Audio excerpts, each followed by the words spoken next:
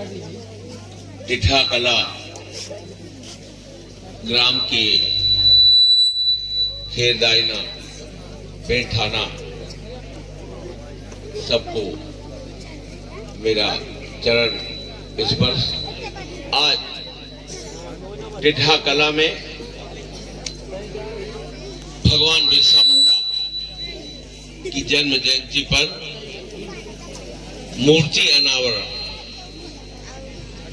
समारोह जो आयोजित किया गया है, तो आज इस समारोह का मुख्य विषय जो हमारे बैनर में है, संयुक्त रूढ़िगत पारंपरिक ग्राम सभा के माध्यम से एक दिवसीय ये पारंपरिक ग्राम सभा पर विचार रखना है।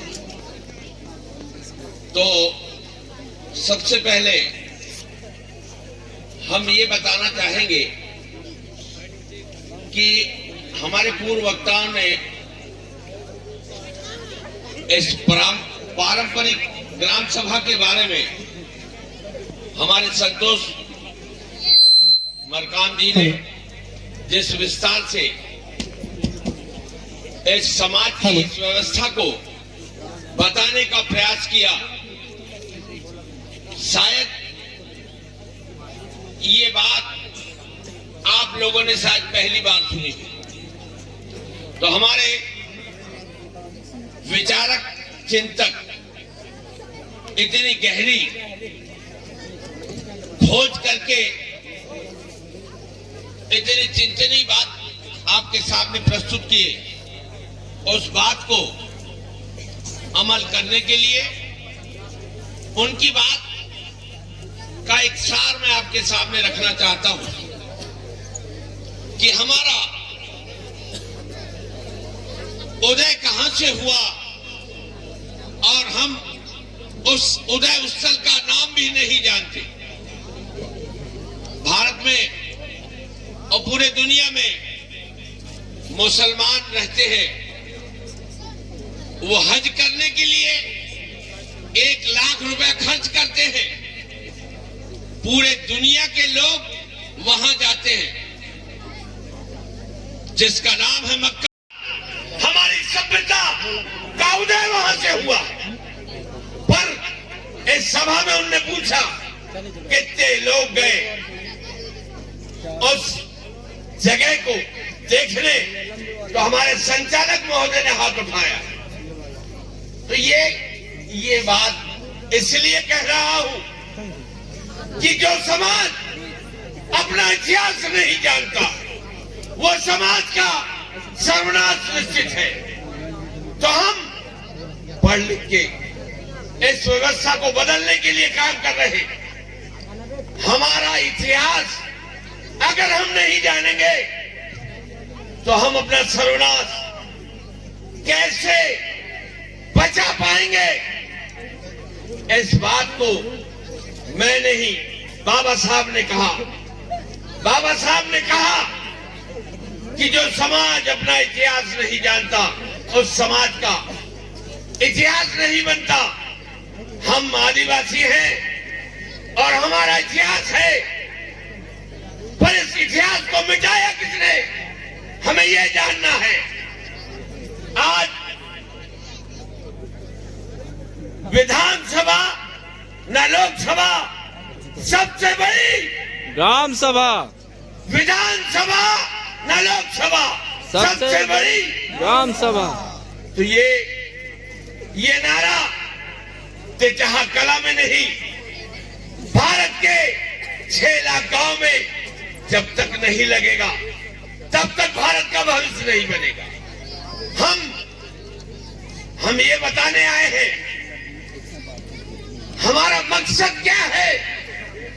हमारा मकसद व्यवस्था परिवर्तन है। इस भारत में हमारा सर्वनाश करने वालों को सबक सिखाना है। तो ये बीमारी जिसने पैदा की, दोस्त और दुश्मन की पहचान हमें करनी चाहिए। दोस्त कौन है, दुश्मन कौन है, दोस्त कौन है, दुश्मन कौन है। हम दुश्मन को अपना गुरु बना के बैठे। हमारे मार्को जी ने कहा कि डीएनए की बात आप बताएंगे। भारत में माइकल बानसाल जो विश्व का के भारत का डीएनए हुआ। हमारे बुद्धिजीवी भी बैठे हैं। अनुसूचित जाति, जनजाति, ओबीसी, माइनॉरिटी, मुस्लिम, सिख, ईसाई का डीएनए एक है और वो डीएनए है LCMN। और भारत में विदेशी कौन, उनका डीएनए है R1A1, वो है वामन। तो दोस्त कौन है, दुश्मन कौन है, इसकी पहचान डीएनए करा दी। हमारे महापुरुषों ने भी बताया ये विदेशी आज हमारी सभ्यता संस्कृति को मिटाने के लिए उन्हें वो भरसक प्रयास किया और वो हमको हिंदू बनाना चाहते हैं। भारत में हिंदू बनाकर हमारा सर्वनाश करना चाहते हैं। हम आदिवासी हैं, हम गौड़ हैं, हमारी सभ्यता अलग है, हम हिंदू नहीं है। पर ये भारत की सरकार हमारे को हिंदू बना के हमारा सर्वनाश करना चाहती है। हिंदू व्यवस्था ने 4 वर्ण है, ब्राह्मण, क्षत्रिय, वैश्य, शूद्र। तो हम शूद्र कौन है, ओबीसी, SC ST शूद्र नहीं, वो वर्ण से अलग है। इसलिए बाबा साहब ने इनको रिजर्वेशन की व्यवस्था देके इनको अधिकार दिया। आदिवासी को डबल अधिकार दिया। और आजादी के 75 साल बाद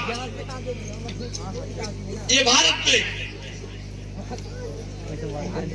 विदेशी ब्राह्मणों का राज है। आज भारत में लोकतंत्र नहीं है, ब्राह्मण तंत्र स्थापित हो चुका है। इसका उदाहरण परसों जो दयाराम की मौत हुई, उमरिया से चल के आ रहा हूं, जबलपुर मेडिकल में वो भर्ती था और उस पे झूठे मुकदमे लगा के उमरिया में आंदोलन कर रहे लोगों को छोड़ के एक बामन के कहने पर थानेदार लोगों ने उसको घर से उठाया और उसको इस कदर मारा। उमरिया से शहडोल मेडिकल कॉलेज और उसके बाद जबलपुर में, और सब मूल निवासी डीएनए के आधार पर। इसलिए हम कहते हैं हमारी संख्या 85% है और हम मूल निवासी हैं। बाबा साहब ने हमें अनुसूचित जाति, जनजाति, पिछड़ा वर्ग बनाया।